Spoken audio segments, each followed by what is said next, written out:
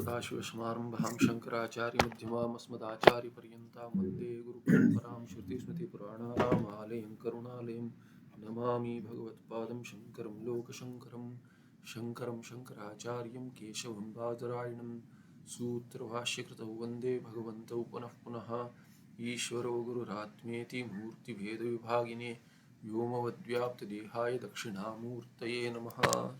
श्री चिद्घनगणेशाय नमो मह्यं सुखं नित्यं स्वप्रकाशं व्यापकं नामरूपयोः अधिष्ठानं बुद्ध्यबोध्यं बुद्धेर्दृक्यत्वनिर्मलम् अपारं सर्ववेदान्तवेद्यं प्रत्यक्परं महः तदेवान्नमत्तोऽन्यदिति मे निश्चिता मतिः।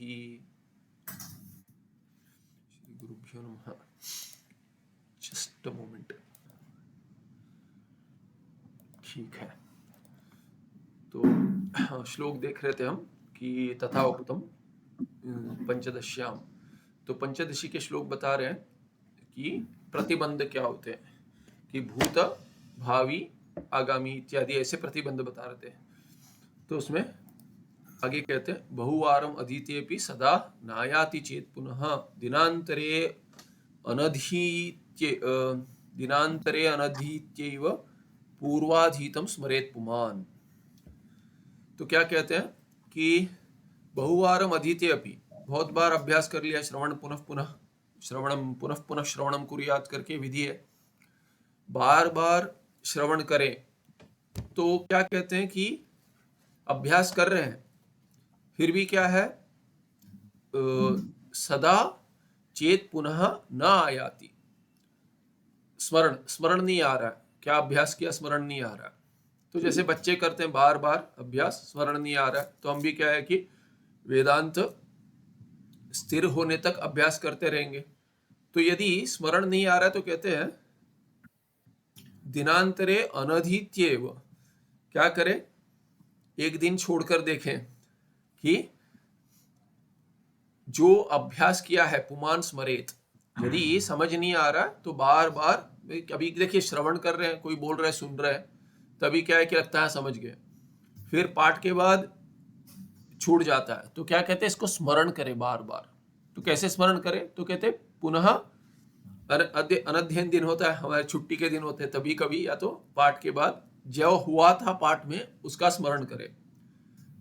तो बिना अभ्यास किए, माने श्रवण के बिना, श्रवण करते तो सुन रहे तो आपका अभ्यास नहीं हो रहा है, माने उसमें विचार सब कर रहे हैं, किंतु क्या है कि जो विषय है वो तो जो आचार्य है वो बता रहे हैं, किंतु आप स्वयं यदि बिना सुने स्मरण करेंगे, हाँ ये हुआ था एक एक अंश, तो क्या है कि बुद्धि में बैठ जाएगा। इसीलिए कहते हैं जैसे वो रटते हैं वैसे ये रटना नहीं है, पर समझना क्या विषय आया था, इसको यदि स्मरण करेंगे, अच्छा ये भी आया था, ये भी आया था, यदि एक समरी जैसे सोच लेंगे ना। हमारे आचार्य भी कहते थे कि जो दिन के अंत में या पाठ के समाप्त होने के बाद क्या हुआ था, क्या क्या आया पाठ में, इसका यदि विचार करेंगे बिना पुस्तक देखे तो मन में बैठ जाएगा। ऐसा कह रहे हैं कालेन परिपच्यन्ते कृषिर गर्भादयो यथा तद्वद आत्मविचारोपि शनैः कालेन पच्यते। तो कहते हैं ये पाक तो एक साथ नहीं हो गया, भूख लग गई तो ऐसा नहीं है कि 2 मिनट की मैगी खानी है तो 2 मिनट करके ऐड आता था कुछ, तो केवल 2 मिनट। तो कहीं कोई कहते थे ये सब क्या है कि सड़ा हुआ मैदा है वो, और कुछ नहीं है, ऐसे कहते हैं। तो ऐसा नहीं, तो समय लगता है पकने में। वैसे यहाँ क्या कहते हैं, उदाहरण उसका नहीं दे रहे थे, कृषि गर्भादयो यथा, तो कहते हैं कृषि गर्भ इत्यादि। तो कहते हैं कि जेस्टेशन पीरियड कहते हैं 9 महीने का, कि हाँ कहते हैं कि बच्चे चाहिए, विवाह कर लिया, एक दिन में तो बच्चे नहीं होंगे, 9 महीने तो कम से कम प्रतीक्षा करनी पड़ेगी। तो ऐसे कहते हैं कृषि भी वैसे ये किया, बीज बो दिया और चाहिए कि आज ही फल तोड़ दे, ऐसा नहीं होगा। कुछ कुछ पेड़ तो कितने सारे 10-10 वर्षों तक फल नहीं देते। तो कहते हैं काले न परिपच्यन्ते, ज्ञान भी ऐसा ही है। पूज्य स्वामी जिसको ग्रोइंग क्लैरिटी कहते थे, बार बार वो करते रहे, धीरे धीरे धीरे। वो कैसे काम करता है कह नहीं सकते इदम इत्तम करके। 9वें अध्याय में भी पंचदशी में कहते हैं जैसे रात को सोते हैं और कुछ स्मरण करने का प्रयास कर रहे, नहीं हो रहा है, कोई एक वटु है वेद पाठ स्मरण कर रहा है, सूक्त स्मरण नहीं आ रहा है, दिन भर प्रयास किया नहीं स्मरण आ रहा है, तो थक गया, रात को सो गया, सुबह उठते ही वेद पाठ स्मरण आ जाता है। क्यों? क्योंकि रात को कुछ होता है। क्या होता है रात को सोते समय, कैसे वो स्मृति काम कर रही है, ये नहीं पता, पर होता है। वैसे ही क्या है कि टाइम टेस्टेड जो कहते हैं, काले न परिपच्यन्ते, ऐसे ही क्या है कि ये काल ही ये पका देता है, समय से हो जाएगा। तो बाधा चले जाती हैं, जो होता है भोग करेंगे, मन और स्वच्छ हो जाएगा, तितिक्षा बढ़ेगी, तो क्या है कि मन भटकेगा नहीं। फिर क्या है कि वो समझ में आ जाएगा कैसे चलता है। ऐसे ही जैसे गहना कर्मणो गति ही, वैसे ही ये भी काल में क्या है, ये काल भी उसके अंतर्गत ही है। कैसे काल काम करता है नहीं पता, साइंटिस्ट को नहीं पता। तो ये काल जो संबंध है, कहते हैं चैतन्य और माया का संबंध है, इसको काल कहते हैं। तो कालेन परिपच्यन्ते, जैसे यथा कृषि गर्भादय कालेन परिपच्यन्ते, तथा तद्वद आत्मविचारोपि, आत्म का विचार भी क्या, शनि। शनि क्यों कहते हैं? कहते शनि लग गया इसको, क्योंकि 10 बार करने से भी नहीं हो रहा है। जैसे मेरा जन्म 7.5 ही कह दिया किसी ने कि 10 बार करने से भी नहीं होता। कोई कहता है जल्दी है जाकर करो, बोले देखो मैं जाऊंगा तो काम नहीं होगा। मैं जाऊंगा, काम करना है कि मैं जाता हूं, मुझे कुछ नहीं है, मैं जाऊंगा बैंक, काम नहीं होगा। पर जाना तो आप ही को पड़ेगा, या तो 4 बार मुझे जाना पड़ेगा। यदि ठीक है तो मैं जाता हूँ, करता हूँ। तो पहले प्रयास में मेरा कुछ नहीं होता। शनि तो कहते हैं शनि क्यों? शनि स्लोएस्ट मूविंग प्लैनेट, बहुत धीरे धीरे धीरे धीरे चलता है।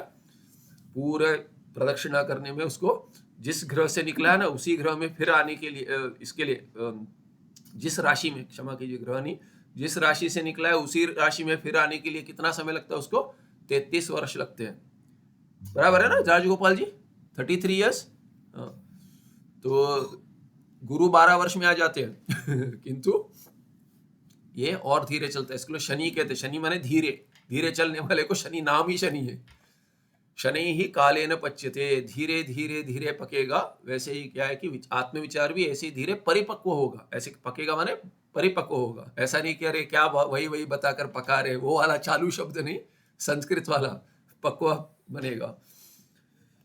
तो ये है पुनः विचारेपि त्रिविध प्रतिबंधता न वेत्ति तत्त्वमित्येतत् वार्तिके सम्यगीरितम।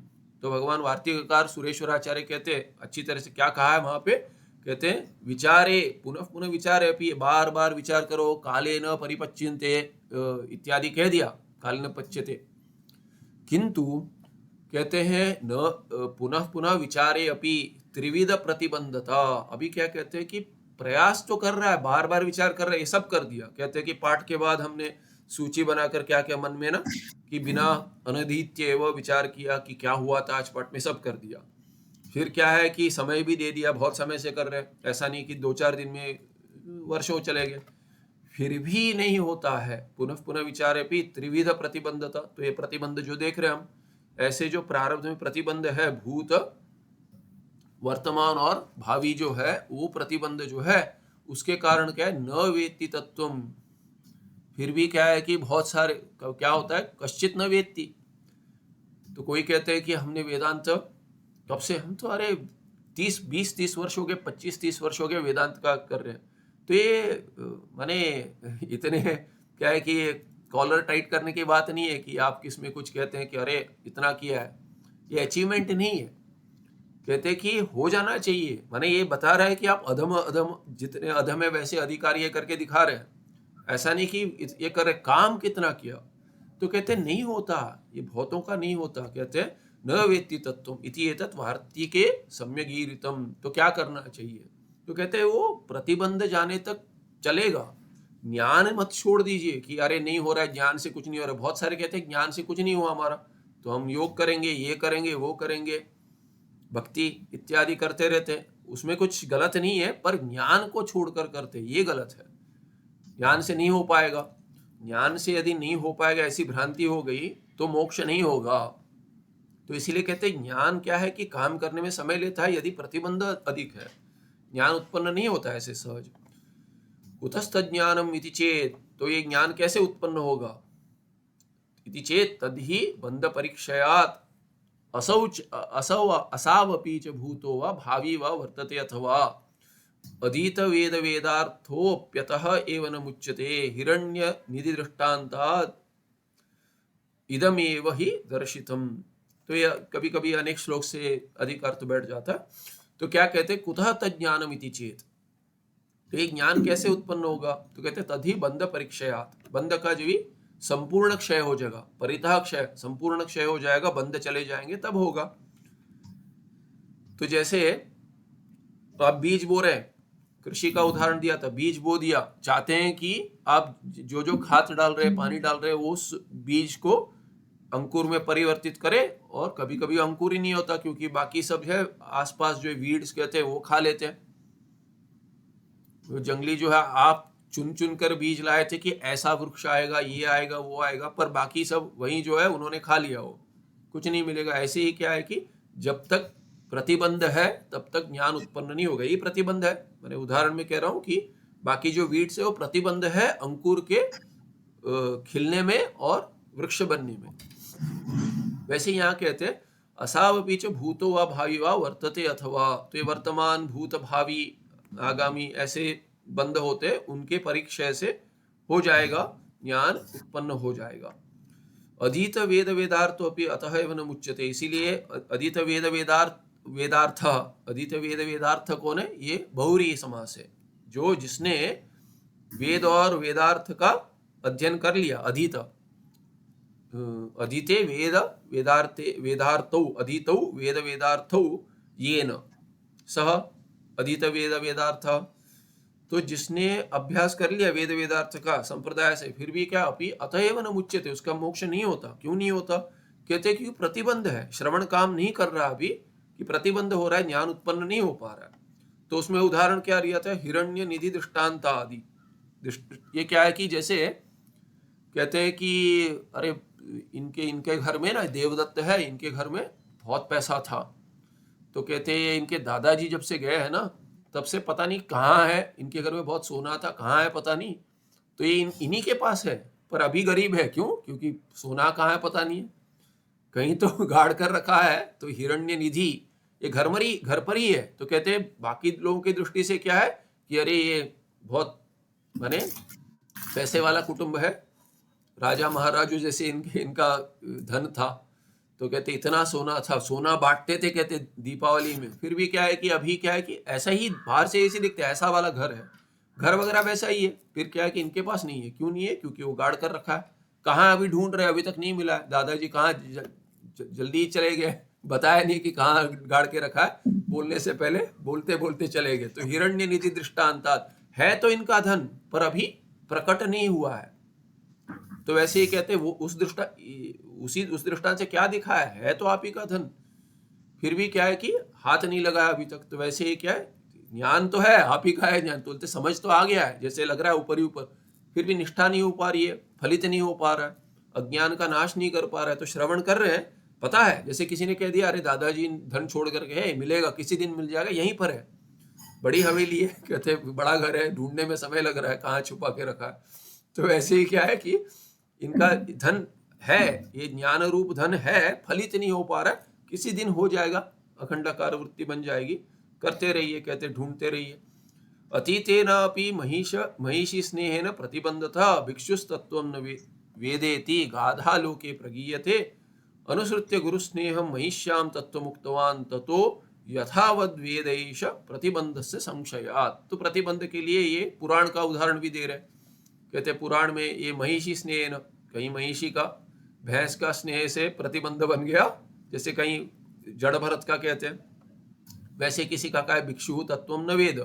तो भिक्षु का क्या है कि ये भैंस पाल रखी थी, वो जैसे ये एक कथा हास्य में कहते हैं, क्या है वो, ये कौपीन रक्षणार्थम मार्जार, उस न्याय से कहते कि चूहे आकर कौपीन इसके कपड़े वस्त्र काट ले लेते, ब्रह्मचारी था, तो भिक्षा पे जी रहा था, किंतु वो क्या अभी उसके रक्षण के लिए चूहा खा रहा है, अभी कपड़े क्या करेंगे, कौपीन खा रहा है, इसीलिए क्या है कि ये बिल्ली पाल ली, मार्जारा बिल्ली पाल ली। फिर बिल्ली को दूध चाहिए, तो कहते दूध कहाँ से आएगा, तो गाय पाल ली। यहाँ पे भैंस का उदाहरण दिए, भैंस पाल ली समझिए। फिर भैंस, अरे अभी मैं साधन कब करूँगा, ये भैंस चारा चराऊंगा, चारा लेकर आऊँगा, फिर दूध के लिए व्यवस्था, तो भैंस के दूध निकालने के लिए भी कुछ व्यवस्था चाहिए, तो विवाह कर लिया। तो ब्रह्मचर्य छूट गया, विवाह कर लिया इसने। तो इसीलिए कहते हैं शुरू हुआ था कौपीन रक्षण के लिए और साधन ही छूट गया। वैसे ही यहाँ पे क्या है कि अतीते ना भी महिषी स्नेह, पुराना महिषी स्नेह था, छोड़ दिया, फिर भी क्या है कि भैंस से लगाव था, अरे माँ जैसे स्नेह दिया है, जैसे गौ माता है, वैसे प्रतिबंध बन गया। और भिक्षु तत्व ने वेद, उसको तत्व समझ नहीं आया, छूट गया तत्व। वैसे गाधा लोके प्रगीयते, ऐसे कोई गाथा कहते हैं, कुछ ऐसा है। तो कहते हैं गुरु स्नेह अनुसृत्य महिष्याम स्नेहम तत्व मुक्तवान। तो ये गुरु गुरु अनुसार तो कहते हैं ये गुरु ने बताया कि महिषी का स्नेह की क्या है कि ये उसको छोड़ दो, उस स्नेह से प्रतिबंध बन रहा है। ततः यथावद वेद ऐसा प्रतिबंध से संशयात, तो समझ गया, फिर धीरे धीरे छूटा और ज्ञान उत्पन्न हो गया। यथावद वेद, जैसे है वैसे समझ में आ गया इसे, इत्यादि ऐसे है पंचदशी में कहा गया। और भी है श्लोक, प्रतिबंधो वर्तमानो विषयाशक्ति लक्षण प्रज्ञा मान्द्यम कुतर्कश्च विपर्य दुराग्रह। ये हमने मूल में देखा था कि प्रतिबंध किस तरह का किस किस प्रकार के होते हैं। तो कहते हैं वर्तमान प्रतिबंध होता है विषय आसक्ति लक्षण, विषय में आसक्ति हो जाती है, ये चाहिए वो चाहिए, ये प्रिय है, इसमें राग उभर उभर कर आता है। द्वेष भी ले सकते हैं वैसे।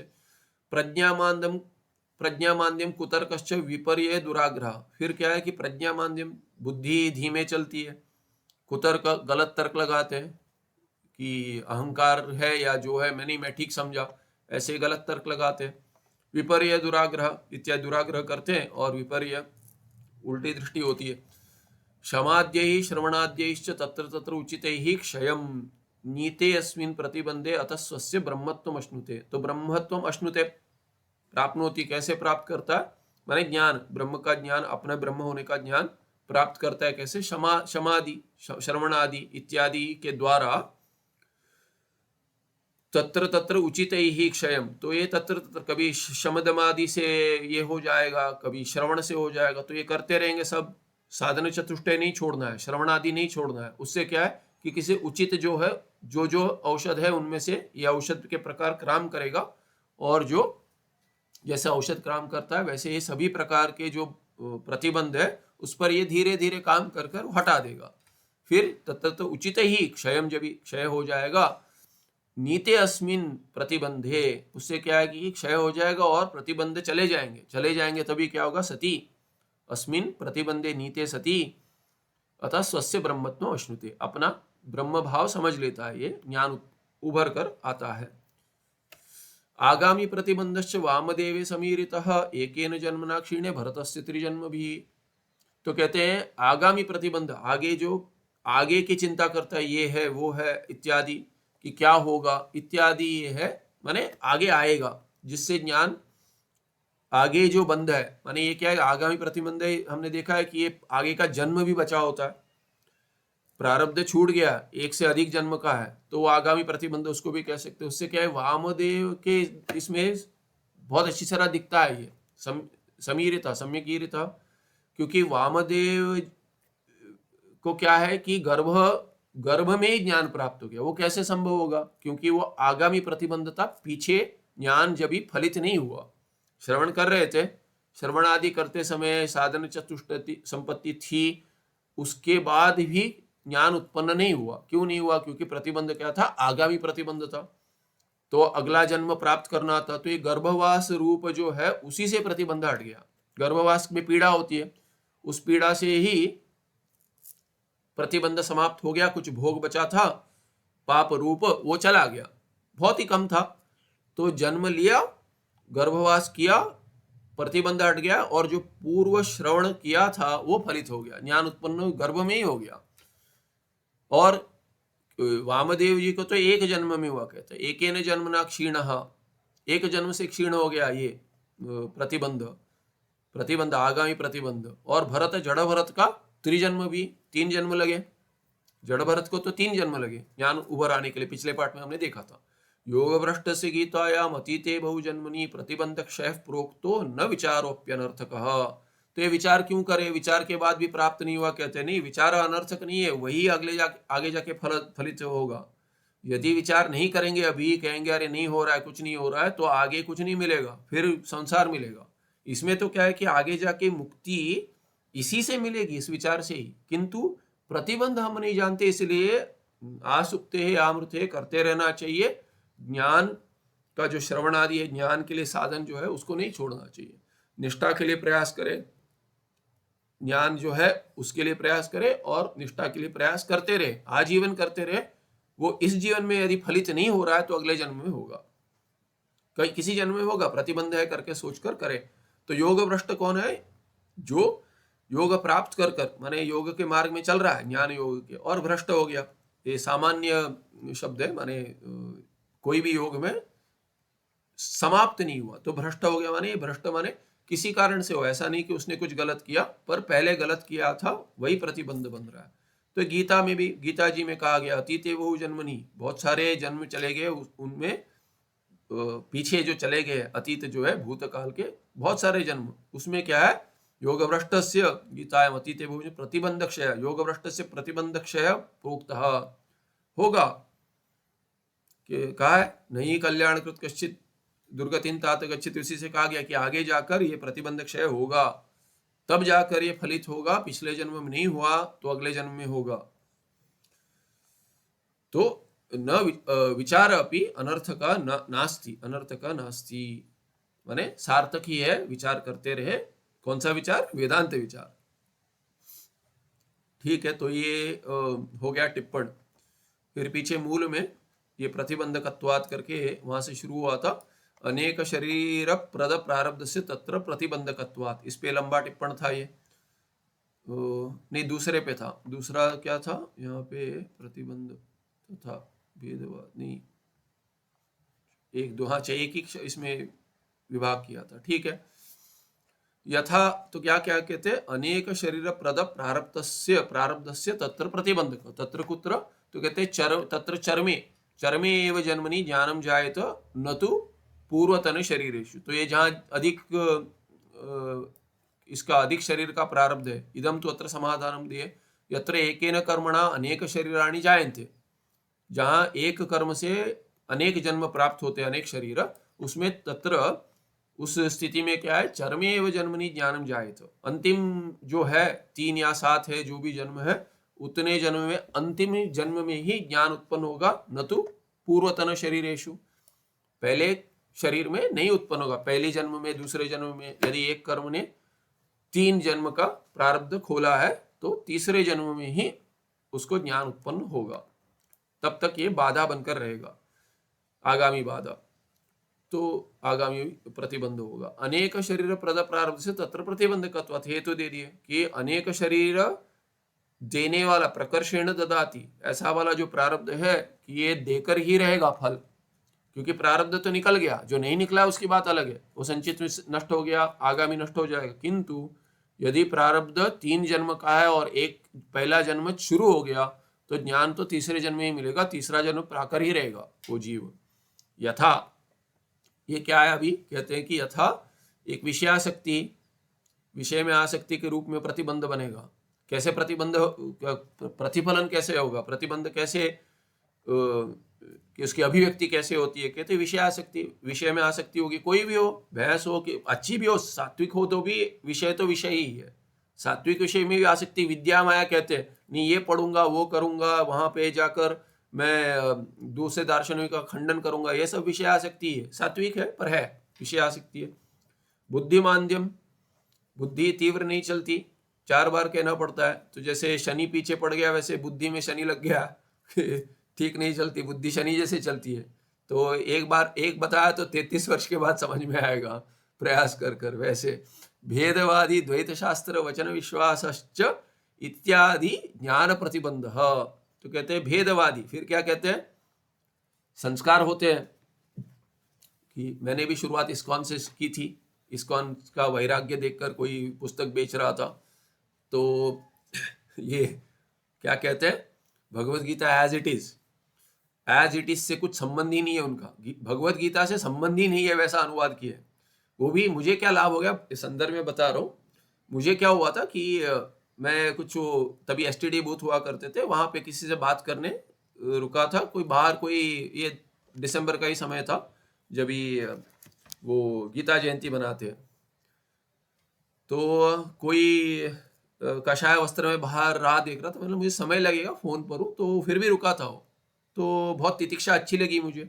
फिर बाहर आया, एक वो Bhagavad Gita as it is और कुछ कुछ पुस्तक बेच रहे थे, मैंने 2 पुस्तक लिए थे। तो उसका बैकग्राउंड था मरीन इंजीनियर इत्यादि। तो मरीन इंजीनियरिंग इत्यादि बहुत पैसा रहता है, 6 महीने यहाँ 6 महीने ऑन शोर ऑफ शोर रहता है। तो मैंने बोला कि पैसा छोड़कर वैराग्य तो है, तो इसीलिए मैंने शुरू किया हो। तो कहीं से तो शुरू होना चाहिए, कहीं योग भ्रष्टता पिछले जन्म में तो आगे बढ़ रहा है, कहीं से तो शुरुआत होनी। तो वो पुस्तक पढ़ा, तो उसमें बहुत बढ़िया लिखा था उन्होंने, जिसका पालन मैंने किया। उन्होंने लिखा था भगवत गीता, श्रीला प्रभुपाद जो कहते हैं, तो उन्होंने लिखा था उसमें, भगवत गीता में जिस जीव को जितना समझना है उतना ही समझेगा।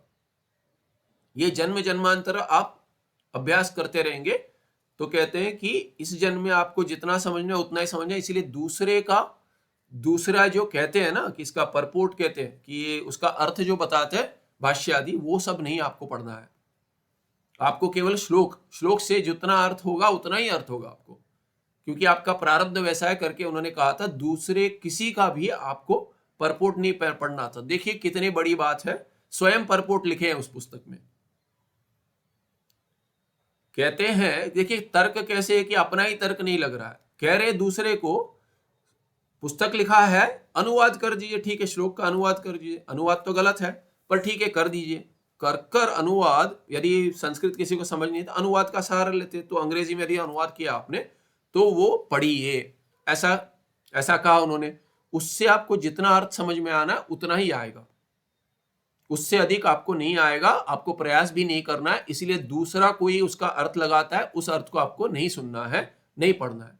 तो मैंने उनका परपोर्ट नहीं पढ़ा, मैंने केवल श्लोक का अनुवाद पढ़ा, उन्हीं का परपोर्ट नहीं पढ़ा, क्योंकि उन्होंने कहा है ना कि किसी का नहीं पढ़ना है, किसी के में वो भी आते हैं ना, उसमें आपको उपदेश दे रहे हैं कि आपको जितना समझ में आना है उतना ही, आपके कर्म जितना है उतना ही समझ में आएगा आपको इस जन्म में। ठीक है, तो मत पढ़िए। तो मैंने उनका परपोर्ट नहीं पढ़ा, मुझे बहुत लाभ हो गया कि वो पढ़ लिया समझ। तो भक्ति वगैरह ठीक है, पर करते हैं तो ठीक है। तो उनका परपोर्ट ही नहीं पढ़ा, क्यों पुस्तक लिखे, पता नहीं क्यों लिखे, दूसरे को उपदेश देते हैं। जैसे जिड्डू कृष्णमूर्ति, दूसरे को कहते गुरु की अपेक्षा नहीं है, बिना गुरु के अभ्यास कीजिए, गुरु वगैरह कुछ नहीं चाहिए किसी को। ये कहते कहां पर है, स्टेज पर खड़े रहकर इतने सारे 100 200 300 लोगों को कहते हैं, उपदेश दे रहे हैं। तो तर्क नहीं लग रहा है इनका। दूसरे को कहते हैं गुरु नहीं चाहिए आपको, स्वयं क्यों गुरु बन के बैठे जाइए, कहीं भी अपने घर से बाहर मत निकलिए, किसी दूसरे को मत पढ़ाइए, अपना कार्य कीजिए ना, अपना साधन कीजिए। दूसरे को यदि बता रहे हैं गुरु की अपेक्षा नहीं है, जा जाकर आप रिट्रीट्स कर रहे हैं। इतना ही नहीं, उनके तो उनका स्कूल है काशी में, लगता है कोई थे, मैंने पूछा कि ये जिड्डू कृष्णमूर्ति कहते कि गुरु की अपेक्षा नहीं है, बिना गुरु के कीजिए। मैंने बोला आपके स्कूल में मंदिर होगा? तो बोलते मंदिर है। बोले मंदिर में फोटो लगाए क्या जिड्डू की? जेडी कृष्णमूर्ति, जिड्डू कृष्णमूर्ति फोटो लगाया? बोलते हाँ। मतलब पूजा होती है? बोले पूजा होती है। बोले गुरु क्यों मानते हो उनको? बोलते बोले कि गुरु नहीं चाहिए क्या, तो आपने गुरु बना दिया उनको। तो मैंने बोला कि ये कैसी स्थिति है, तर्क कीजिए, इसीलिए तर्क कीजिए, कुछ तो अभ्यास कीजिए तर्क का, समझ में आएगा। तर्क से मुक्ति नहीं होगी, पर ये उल्टा सीधा नहीं करेंगे। और उनको कहते थे कि बड़े तार्किक थे, कहाँ तार्किक थे, बेसिक तर्क नहीं लग रहा है इनका। दूसरे को गुरु नहीं चाहिए और स्वयं गुरु बन के बैठे हैं। दूसरे के कहते हैं परपोर्ट मत पढ़िए, स्वयं परपोर्ट लिखते हैं, अर्थ नहीं बैठता इसमें। तो ये संदर्भ में कह दिया ये बुद्धिमांद्यम। बुद्धिमांद्यम, बुद्धिमांद्यम के संदर्भ में नहीं कहा मैंने, पीछे जा रहा हूं। बुद्धिमांद्यम, इसको बुद्धिमांद्यम ही कहेंगे कि तर्कवद आभाति, पर तर्क का आभास हो रहा है आपको, इसीलिए कहते हैं भेदवादी। ये भेदवादी कुछ कहते हैं ठीक लग जाता है, कभी वो कहते हैं अरे अरे किसी का मत पढ़ो, अरे इनका पढ़ो, अरे उनका मत पढ़ो। तो ये कहते हैं भेदवादी जो है, कहते हैं अरे भेद ही ठीक लगता है, अभेद ठीक नहीं लग रहा है। ये द्वैत शास्त्र जो है उनका, ये वचन में विश्वास आ जाता है इनके वचनों में, ये ठीक कह रहे, ये ठीक कह रहे। ये भेद जो, अरे ये अद्वैत वगैरह कैसे संभव है, बहुत सारे भेदवादी बहुत सारे हैं, सभी भेदवादी है, अद्वैत छोड़कर सभी भेदवादी है। तो कहते हैं भेदवादी जो द्वैत शास्त्र है उनके वचन में विश्वास जो है, ये क्या है, ये भी प्रतिबंध है, अद्वैत ज्ञान उत्पन्न होने नहीं देगा। कैसे संभव है, ये आप संशय लेकर आएगा। और क्या है, भगवान गीताचार्य क्या कहते हैं संशय के बारे में, क्या कहते हैं संशय के बारे में क्या कहते हैं गीता में? विनश्यति, I can't get that sloka. Subhash ji आपका ये है, डॉक्टर साहब का म्यूटेड है। संशयात्मा विनश्यति। हाँ, विनश्यति। संशयात्मा विनश्यति। तो क्या कहते हैं संशयात्मा? संशयात्मा कौन है? संशय जिसका स्वरूप बन गया है, ये करते रहता, स्वभाव बन गया, उसका विनाश हो जाता है। तो ये भेदवादी द्वैत शास्त्र वचन में विश्वास जो है, ये अद्वैत में संशय उत्पन्न कर देगा। तो पहले तो क्या है कि संभव है संभव है लग रहा था, अभी संशय आ गया तो संभावना चली गई, असंभावना आ जाएगी, और इससे क्या है कि इत्यादि ज्ञान प्रतिबंध, ये सब ज्ञान में प्रतिबंध हो जाते। तथा विलक्षण प्रारब्धम अपनी ज्ञान प्रतिबंधकम एव। तो कहते हैं वैसे विलक्षण प्रारब्धम, ये विलक्षण प्रारब्ध क्या है, टिप्पण में देखेंगे। ज्ञान प्रतिबंधक में ये भी ज्ञान का प्रतिबंध है। विलक्षण प्रारब्ध क्या है, यहाँ पे टिप्पण में कहा है जन्मांतर हेतुभूत प्रारब्ध शेषा। विलक्षण माने क्या है कि और जन्म बचा है, अभी कुछ कर्म किया है जिसका फल शुरू हो गया है, पर वो एक से अधिक जन्म देगा, जो हम संदर्भ में देख रहे हैं, यही संदर्भ है। तो विलक्षण प्रारब्ध ज्ञान का प्रतिबंध होता है। जैसे ये बुद्धिमांद्य इत्यादि भेदवादी शास्त्र में जो विश्वास है, द्वैत शास्त्र विश्वास, वचन विश्वास इत्यादि, और क्या बुद्धिमांद्य, उसके पहले क्या कहा, उसके पहले ये बुद्धिमांद्य के पहले कहा कि ये विषयासक्ति, जैसे विषयासक्ति प्रतिबंध है, जैसे बुद्धिमांद्य प्रतिबंध है, जैसे भेदवादी द्वैत शास्त्र वचन विश्वास प्रतिबंध है ज्ञान के लिए, वैसे ही कहते हैं विलक्षण प्रारब्धम अपि ज्ञान प्रतिबंधकम एव, ज्ञान का प्रतिबंध ही करेगा। प्रतिबंधक सद्भाव दशायां क्रियमाणं ज्ञान साधनीभूतं श्रवण मननादिकं सर्वं प्रतिबंधक निवृत्त्यनन्तरम् एव चिरकाल प्रतिबंधम अपि प्रथम जन्म कृतमेव सत् शरीरांतरे ज्ञानम उत्पादयति। तो कहते हैं ठीक है, प्रतिबंध का जब क्षय हो जाएगा तो क्या होगा, तो कहते हैं आप ज्ञान का अभ्यास कर रहे हैं जो पहले जन्म में किया था, पहले जन्म माने ये जो श्रवण चल रहा था, पहले जन्म में ज्ञान उत्पन्न होना चाहिए था पर नहीं हुआ, क्योंकि दूसरे तीसरे इत्यादि जन्म का प्रतिबंध विलक्षण प्रारब्ध के रूप में प्रतिबंध उत्पन्न नहीं होने दे रहा था। तो वही जो श्रवण है वो अंतिम जन्म में ज्ञान उत्पादन कर देगा, जैसे वामदेव का या जड़ भरत का।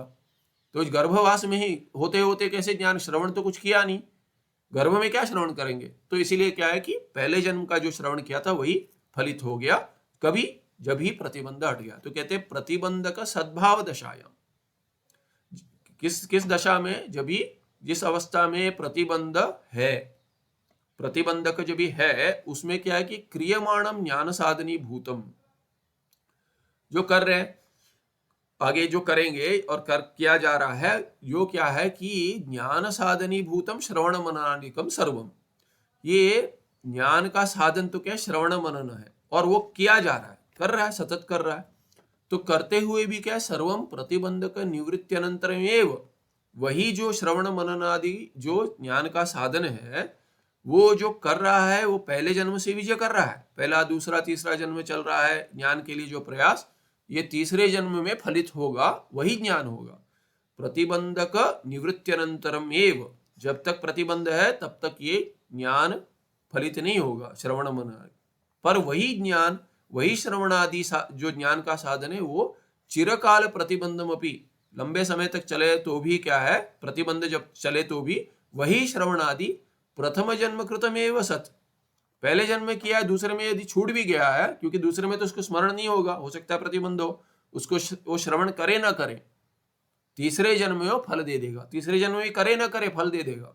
क्यों, क्योंकि प्रतिबंध था, ज्ञान जितना उसने श्रवण किया है उसमें तो हो जाना चाहिए था, पर क्यों नहीं हुआ, क्योंकि प्रतिबंध था। प्रतिबंध दूसरे तीसरे जन्म में हट भी जाएगा, हट जाएगा, श्रवण नहीं किया होगा तो भी फलित हो जाएगा। वही प्रथम जन्म कृतमेव सत्, क्या श्रवण मनादिकम सर्वम साधन ज्ञान साधनी भूतम, कहते हैं शरीरांतरे ज्ञानम उत्पादयति, वो अगले शरीर में, अंतिम शरीर में ज्ञान उत्पन्न कर देगी। तद्यथा, उसके लिए उदाहरण दिए हमने, टिप्पण में देखा था, तो मूल में जल्दी चल सकते हैं। तद्यथा वामदेवस्य किल ऋषे है, किल ऋषे माने क्या, संधि होगी, किल ऋषे है, इस ऋषि का, वामदेव ऋषि का पूर्व जन्मनि कृत श्रवणादेरपि, उसने क्या है, उन्होंने वामदेव ऋषि ने क्या है कि पूर्व जन्म में श्रवण किया था, कृत श्रवणादेहे अपि प्रारब्ध कर्म फलभूतेन एकेन शरीरेण शेषभूतेन बलवता प्रतिबंधात न ज्ञानम उद्भूतम श्रवणाद्यनुष्ठान दशायाम एव। तो कहते हैं श्रवणादि अनुष्ठान दशा जब भी चल रही थी वामदेव की पूर्व जन्म में, वामदेव ऋषि जी पूर्व जन्म में जो भी थे, वामदेव तो नहीं थे, कुछ और थे, तो जो जिस भी शरीर में वो जुड़े थे पूर्व जन्म में, तभी कृतश्रवणादेहे अपि, उन्होंने श्रवण किया था, कर्मधारे लेंगे इसको, कृतानि श्रवणादीनी या श्रवणादेह दिया तो ये ठीक है, ये भी ले सकते हैं, एक वचन में लेना चाहिए। कृत जो कृतः श्रवणादि ही कृतश्रवणादि ही, और तस्मात् श्रवणादेह अपि, करने पर भी वो हेतु था। क्या हेतु, किसके लिए हेतु था? ज्ञान उत्पन्न होने के लिए हेतु था। श्रवण मनन निध्यासन सब किया था, फिर भी क्या है, प्रारब्ध कर्म फलभूतेन एकेन शरीरेण शेषभूतेन, एक शरीर शेष रह गया, प्रारब्धन शुरू हो गया था, कहते हैं और एक शरीर बचा है इनका, इसीलिए प्रारब्ध कर्म फल भूत जो एक शरीर है, भूतेन एकेन शरीरेण, एक शरीर बचा है, उसमें कितने जन्म हुए थे वो सब नहीं पता, पर एक जन्म शेष था।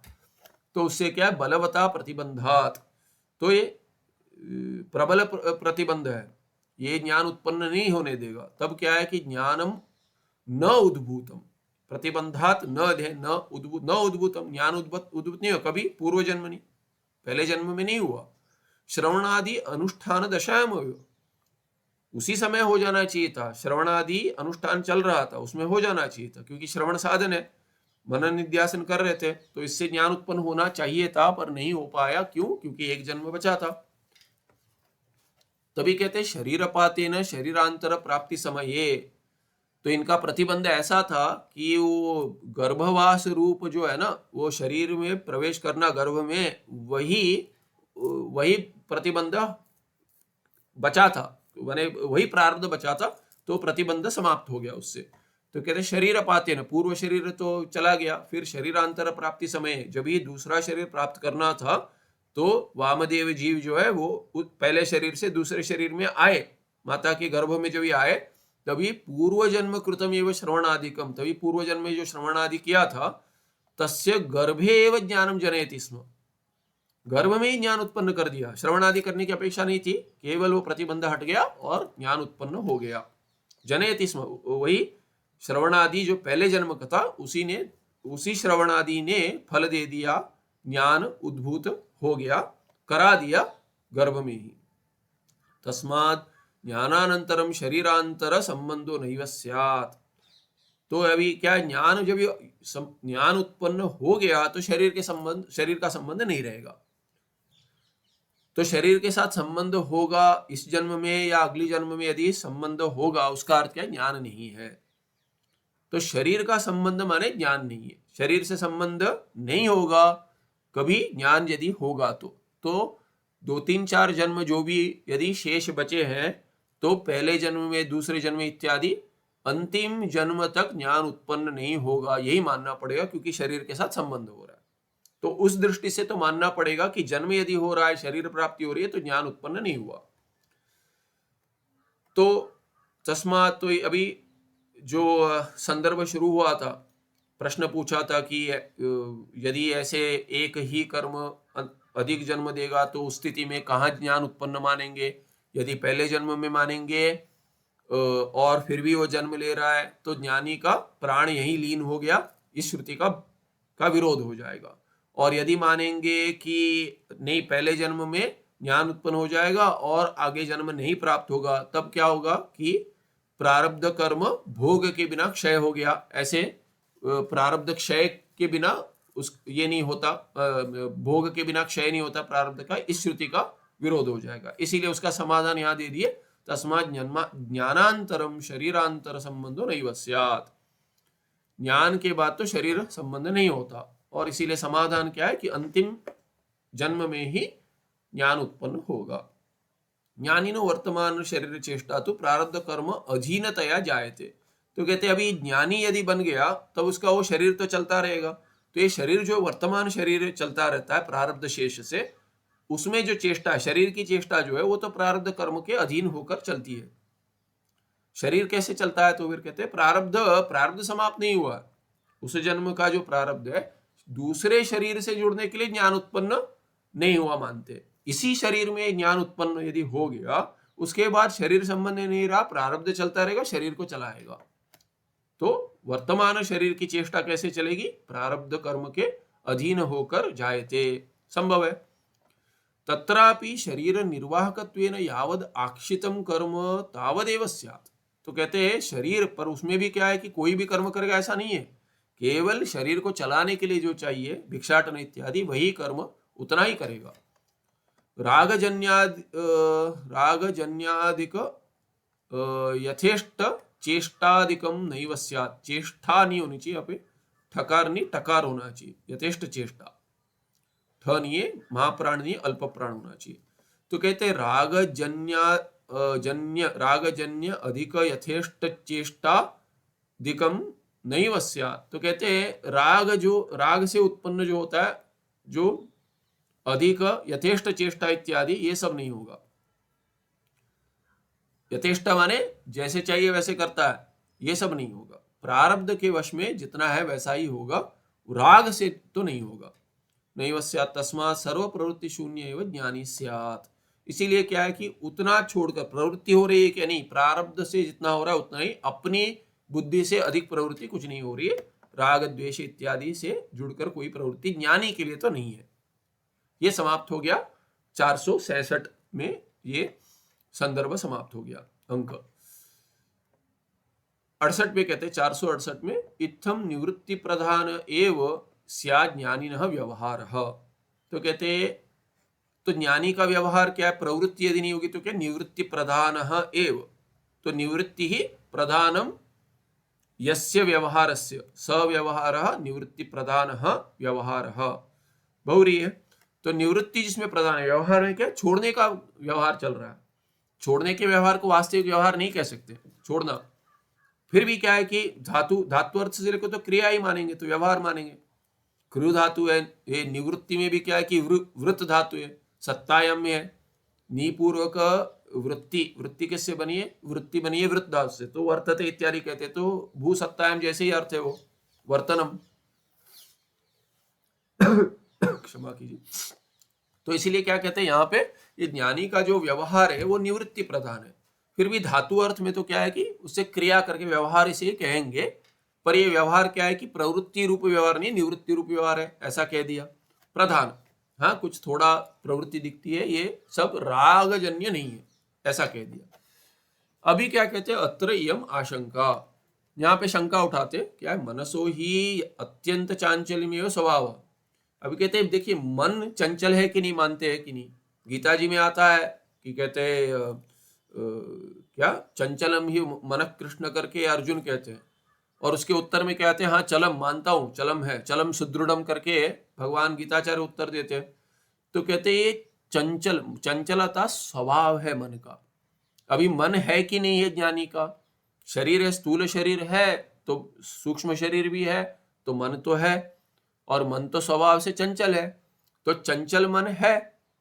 अभी कहते तस्य च न निरालंबनतया स्थिति ही क्षण मात्रमपि संभवति। अभी ये मन जो है सूक्ष्म शरीर में मन एक है, तो ये सूक्ष्म शरीर तो बिना स्थूल शरीर नहीं रहेगा।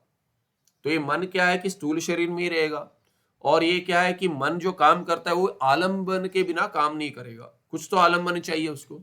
तस्य च कस्य मनसः, उस मन का निरालंबनतया स्थिति ही क्षण मात्रम न संभवती, न वहां जाएगा, संभवती के साथ क्रियापद के साथ तिंगंत के साथ।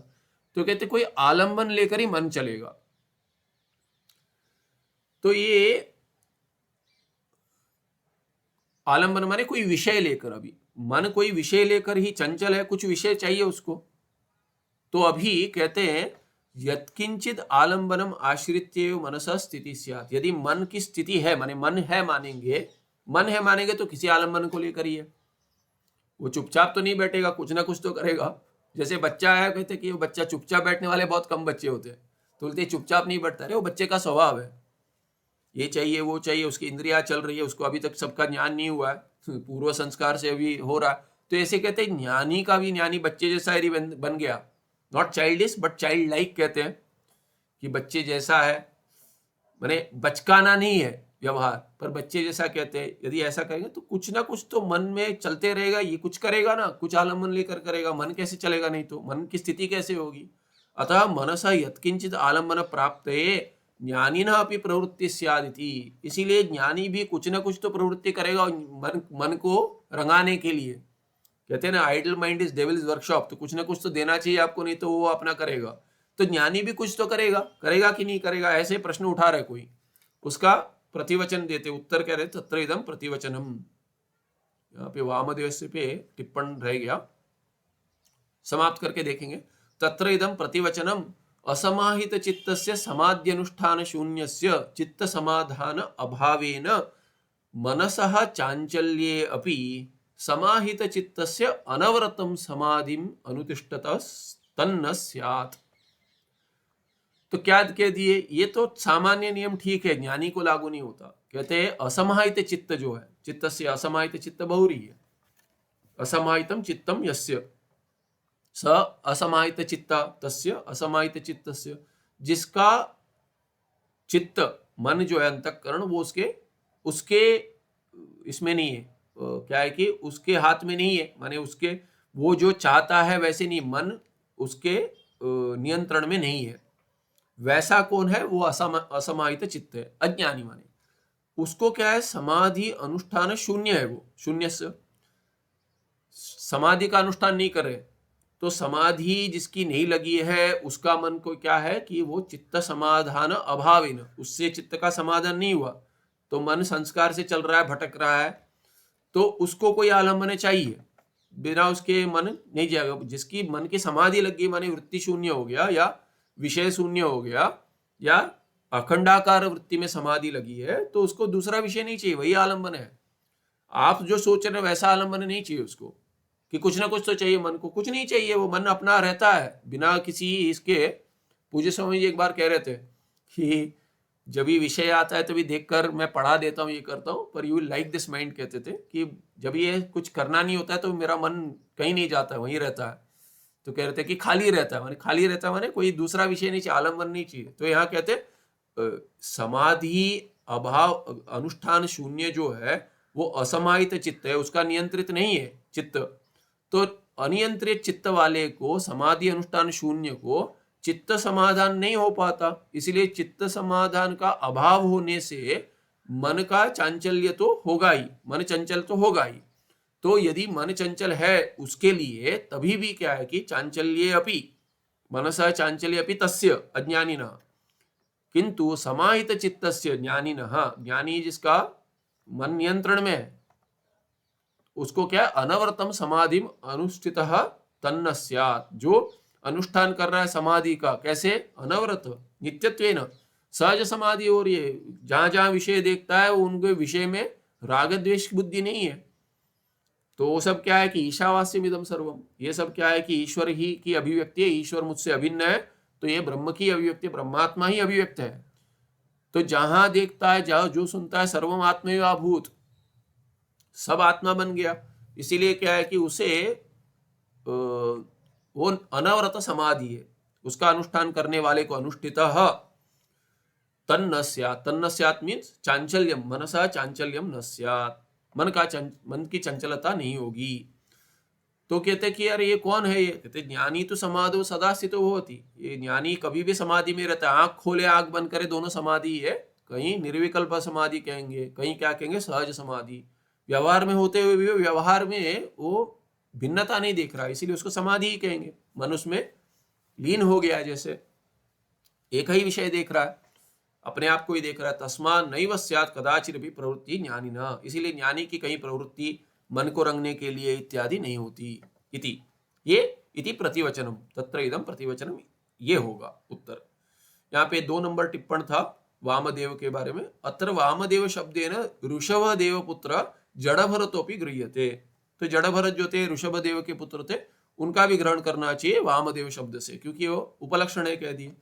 तस्य जन्मत्रय हेतुभूत प्रारब्ध शेष अवर्तत, तो कहते ये जो जड़ भरत है उनका तो 3 जन्म का प्रारब्ध था, 3 और जन्म का ज्ञान उत्पन्न नहीं हुआ तब तक।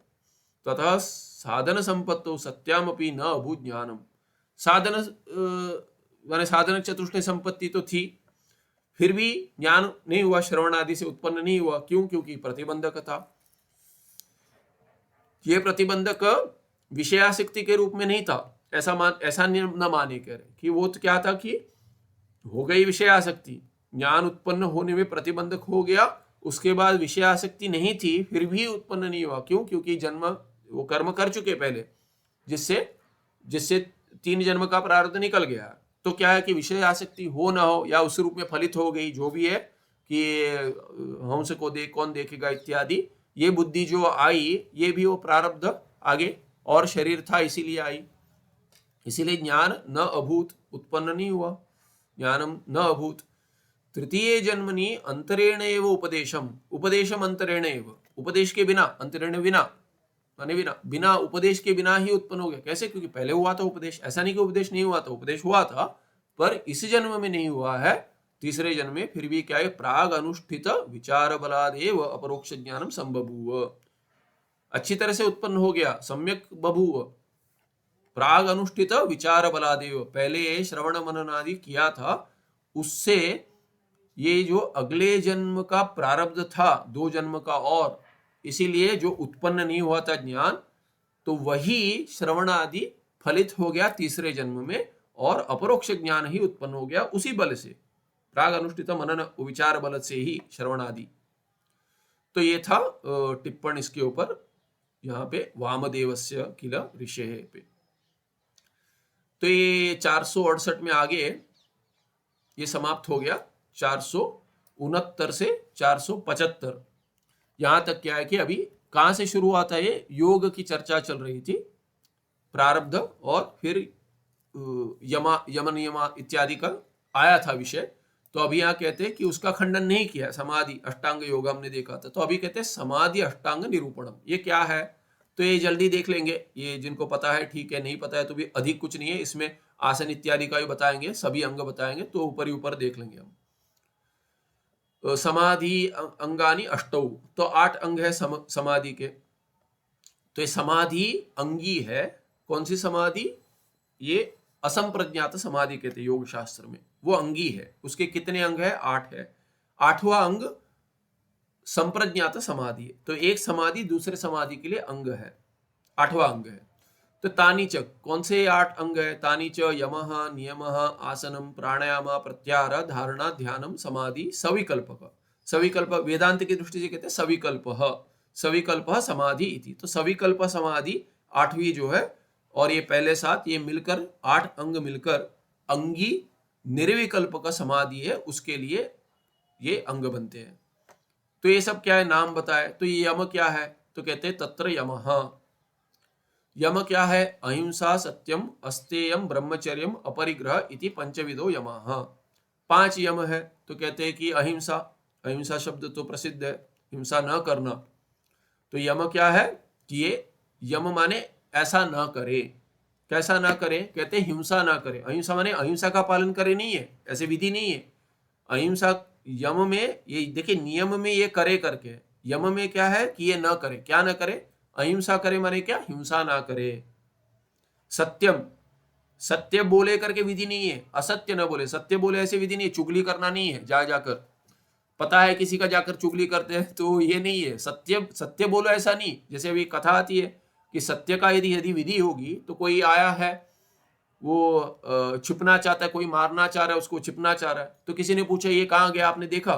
तो हाँ बोल देंगे यहीं पर है यार, तो वो मार देंगे उसको। गलत है। तो इसीलिए कोई छिपना चाह रहा है तो सत्य ना बोले, तो कहते असत्य ना बोले। तो सत्यम ब्रूयात प्रियम ब्रूयात, न ब्रूयात सत्यम अप्रियम इत्यादि थोड़ा कॉम्प्लेक्स है, वो सहज नहीं है। सत्य बोले असत्य बोले, और सत्य भी कैसे? ऐसे कैसे? जैसे कि क्या है कि प्रिय रूप से कहना चाहिए, तो अप्रिय इसे नहीं कहना चाहिए शब्दों से।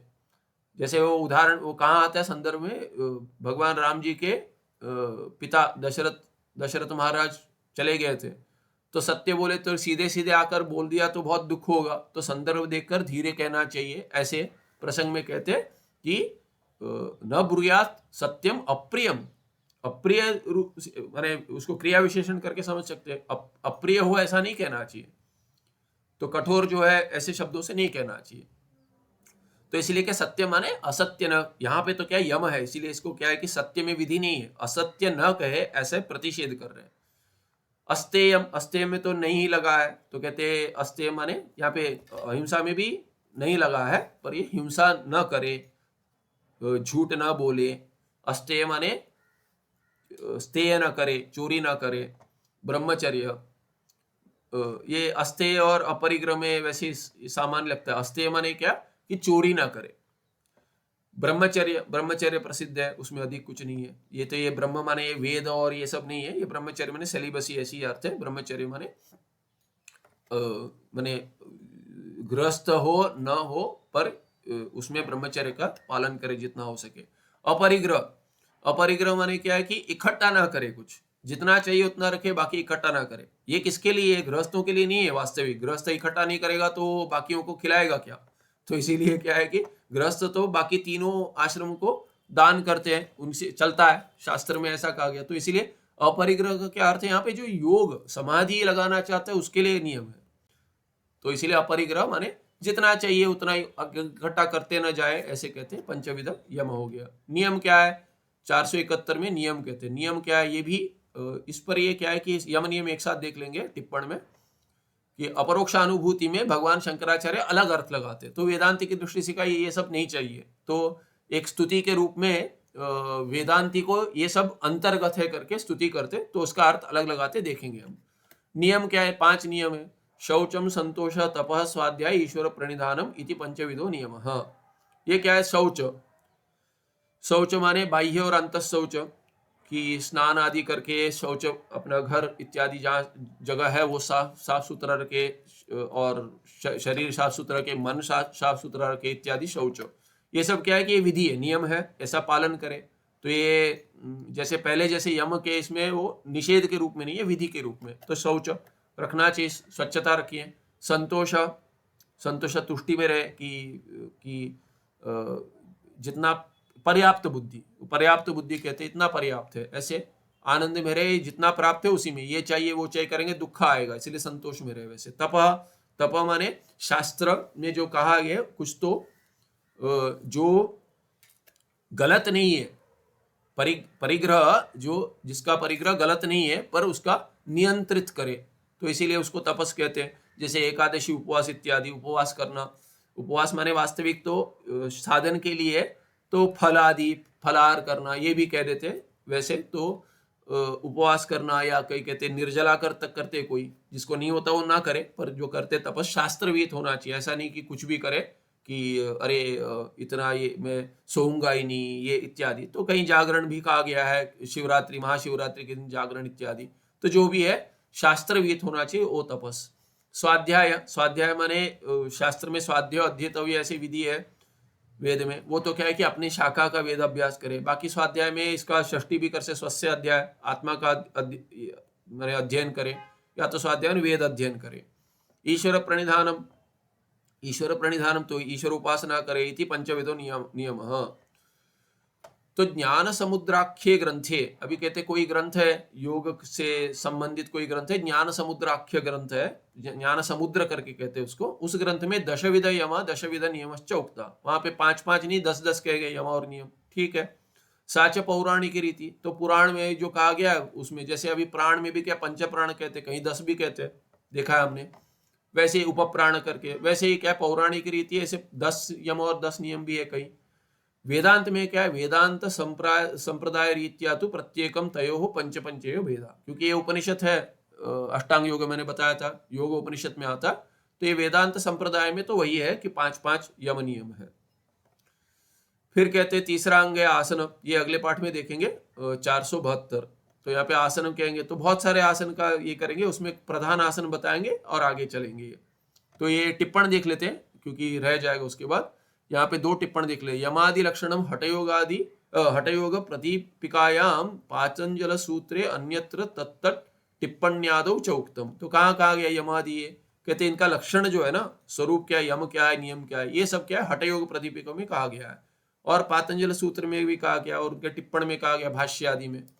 अभी कहते हैं राजयोग अनुसार ने तो श्री भगवत पाद प्रणीत अपरोक्षानुभूति ग्रंथोक्तम प्रकारम अवलंब्य अत्र किंचित लिख्यते। तो कहते हैं टिप्पणकार क्या कर रहे हैं, ये राजयोग क्या है कि इनमें सब यम नियम इत्यादि जो भी अष्टांग है उसका अलग अर्थ लगाते हैं वेदांत की दृष्टि से। तो वेदांत की दृष्टि से भगवत पादाचार्य के जो प्रकरण ग्रंथ है अनुभूति, ये अपरोक्षानुभूति, उसमें कहते हैं, उसमें क्या प्रकार बताते सर्वं ब्रह्म इति विज्ञानाद इंद्रिय ग्राम संयमः यमोयमिति संप्रोक्तो अभ्यसनीयो मुहुर्मुहुः न केवल अहिंसा। तो अहिंसा क्या होना, कहते हैं अहिंसा वास्तविक वो केवल अहिंसा काम की नहीं है। तो कहते हैं वेदांत दृष्टि में क्या, ये न केवल अहिंसा, ये इन्होंने जोड़ा है, वहां पे अहिंसा का अर्थ पर ऐसे ही समझना चाहिए, केवल अहिंसा, अहिंसा ना करे ऐसा नहीं है, माने ऐसा नहीं बोल रहे कि हिंसा ना करे, जो कह रहे हैं ना उसका त्याग न करे, अहिंसा का तो पालन करे, माने हिंसा ना करे, पर उतना पर्याप्त नहीं है, ऐसे अर्थ टिप्पण में लगा, ये अच्छा अर्थ है। कोई क्या करते हैं, अरे अहिंसा यम नियम आसन प्राणायाम समाधि ये सब कुछ नहीं है।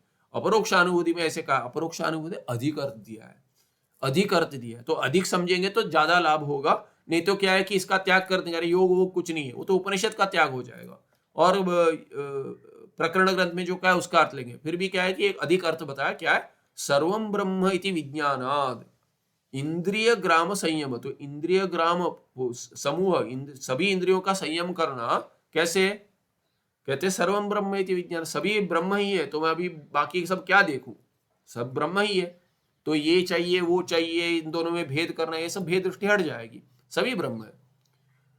अयम यमः, यही यम है, इसी इंद्रियों का संयम को ही यम कहेंगे, केवल अहिंसा को नहीं कहेंगे। अहिंसा माने बाकी सब जो है यम जो 5 दिए, इति संप्रोक्ता है, ये अच्छी तरह से यही कहा गया है, अभ्यसनीय, और यही संप्रोक्ता अयम यमः अभ्यसनीय, इसी यम का अभ्यास करना चाहिए, माने इंद्रिय ग्राम का, इंद्रिय समूह का संयम करना चाहिए, मुहुर्मुहुः बार बार करना चाहिए। फिर नियम के लिए क्या कहा, सजातीय प्रवाहश्च विजातीय तिरस्कृति ही नियमो ही परानंदो नियमात क्रियते बुधैहि न केवलम शौचादि। तो शौचादि जो कहा, यहाँ अहिंसा आदि ही कहना चाहिए, यहाँ पे अहिंसा कह दिया, अहिंसा आदि होना चाहिए, न केवलम शौचादि ही। तो कहते शौच इत्यादि ये जो नियम 5 बताया, केवल उतना ही नहीं है पर्याप्त, सजातीय प्रवाहश्च विजातीय तिरस्कृति। तो सजातीय ब्रह्म अहम ब्रह्मास्मि, इसके सजातीय विचार करे, और बाकी विजातीय विचार का त्याग करे, वृत्तियों का, इसी को नियम कहेंगे। ये करे ये ना करे, इसको नियम बनाएंगे। नियम ही परानंद, यही परानंद, नियम यही है, आनंद यही देगा, और नियमात क्रियते परानंद, ऐसे नियम से बुधई ही क्रियते, परानंद क्रियते, इससे ही परानंद की प्राप्ति किनके द्वारा की जाती है, बुधई, जो जानते हैं, उन्होंने प्रकार बताया ये नियम का। तो ये हो गया यम नियम, जो भगवत पादाचार्य के अपरोक्षानुभूति ग्रंथ में आता है। तो यहाँ पे अभी आगे अगले पाठ में देखेंगे आसनम, ठीक है।